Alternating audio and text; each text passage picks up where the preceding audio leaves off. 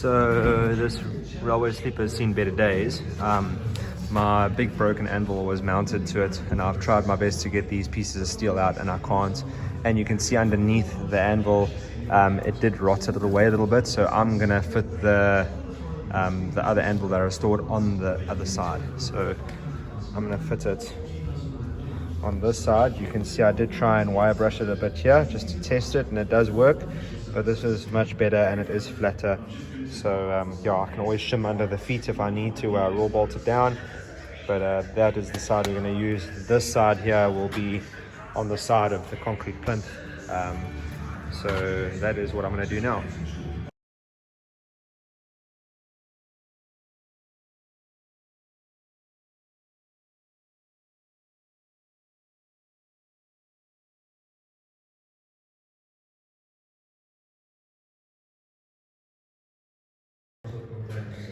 Okay, so that went well.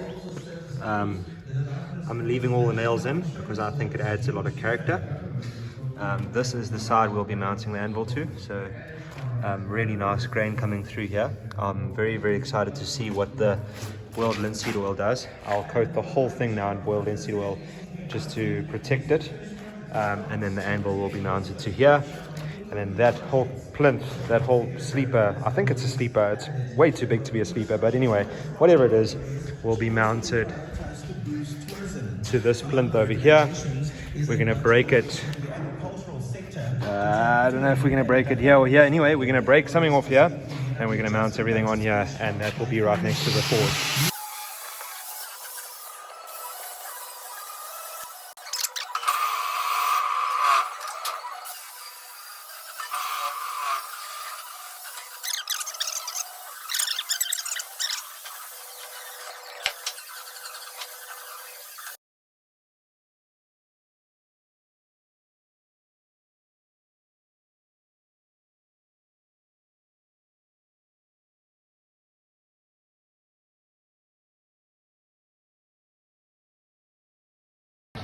So I'm going to leave this for a day or two just to see what happens. I've never used boiled linseed oil on wood before, but I was definitely hoping to not have it go so dark.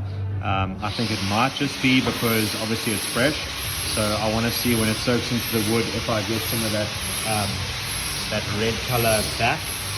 Otherwise I will use a different oil on these sides, because that side over there you won't see, it'll be at the back, and that's obviously going to be underneath, which I don't mind putting a lot of linseed oil on because I want to protect it from underneath so it doesn't rot more.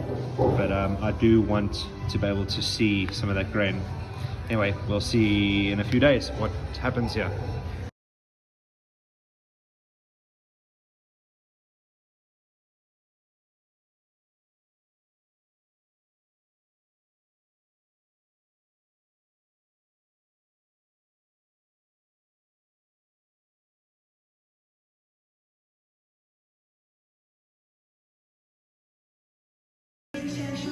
Alright, so we got all the brickwork down to level. This turns out that it's a solid piece of concrete. That piece of steel plate that was welded to these bits of rebar that are cast into the concrete was my uncle's old anvil that he used to use, because we bought this business over from him. So that's what he used to use to beat on, and there was less than zero rebound on that. So but we think that this plinth is quite cool. So now the plan is that we're gonna just drill in every 50 mils or so, which is every about 2 inches. We'll see plus minus, but we're gonna drill in with a long drill bit all the way around, and we're gonna see if we can knock this plinth off.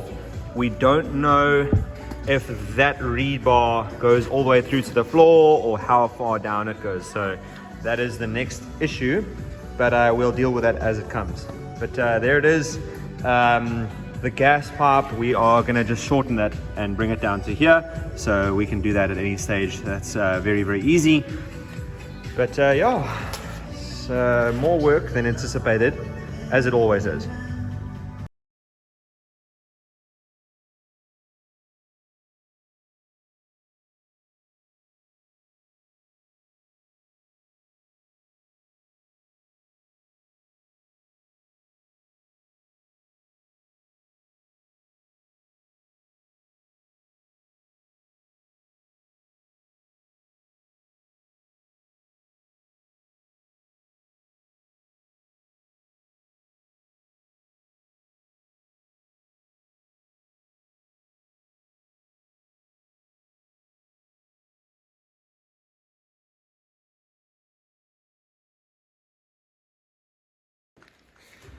So it turns out every 5-minute job that I think is gonna be a 5-minute job turns out like this.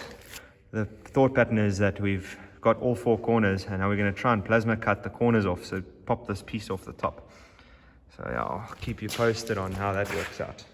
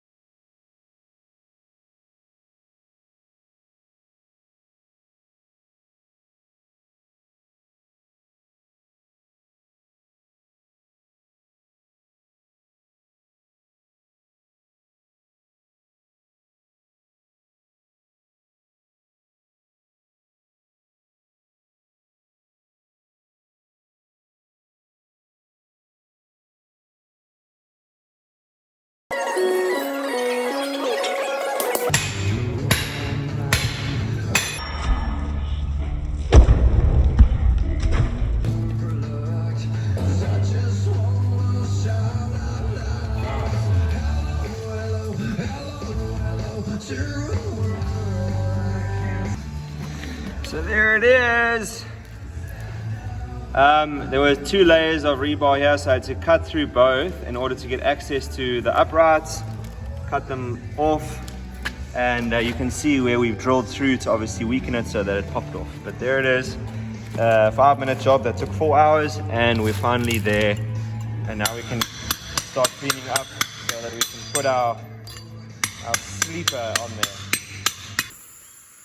So I just took off all the high spots with an angle grinder with a masonry disc, and then I've now put this in place just to see sort of how it's going to work. But yeah, very happy with that. This didn't take too long. Yesterday was the big job.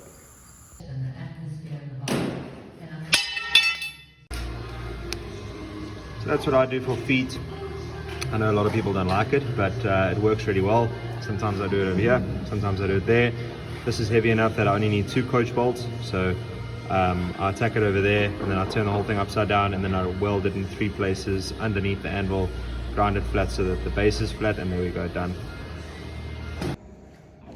So I've decided not to seal the sleeper at all. I did put linseed oil on, and then I asked the carpenter what he would use, and he said varnish. So that's out of the question because we're going to have grayscale falling on here, so it's just going to wreck it anyway.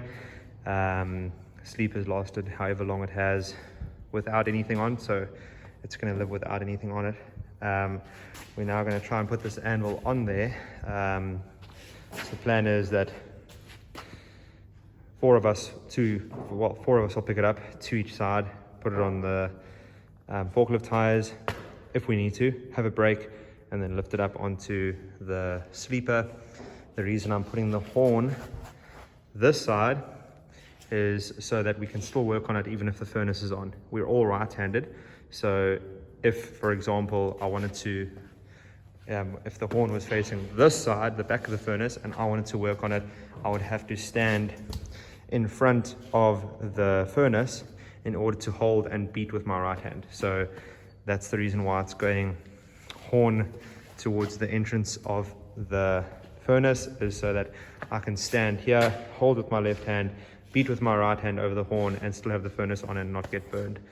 So we'll see how this goes. This is our first attempt. Let's see.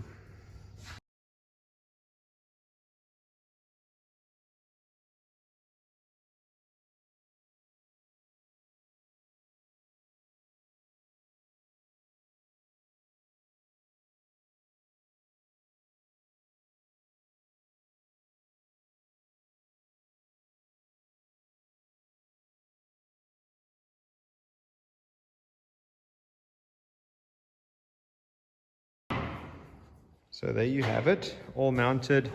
I did try and move the anvil while it's bolted to the sleeper, and there's no chance. So I did think that I might have to just make up brackets, raw bolting into the concrete plinth, and then bolting into the wooden plinth, the wooden sleeper. But yeah, there's not a chance. For the work that we're going to be doing on it, I mean, we don't do very heavy forging. So yeah, but looks really good.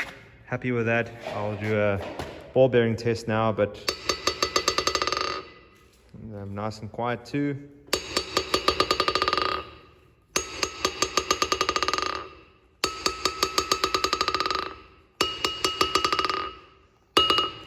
Mild steel, not hardened. Heel, that's hard faced. So yeah, there it is. And like I said, I know that a lot of you guys don't like the fact that I weld feet on. I do it this way so that if I ever do sell this, which I don't think my dad will, this is his baby. But yeah, if it ever does get sold, I can just cut the feet off underneath, sand, and you never ever know that that was there. So it is something that is very removable and not a permanent fixture. It's a pity the weight stamps are at the back, but it is what it is. But yeah, very, very happy with the way that turned out. Let me go and get a ball bearing and then I'll do a rebound test.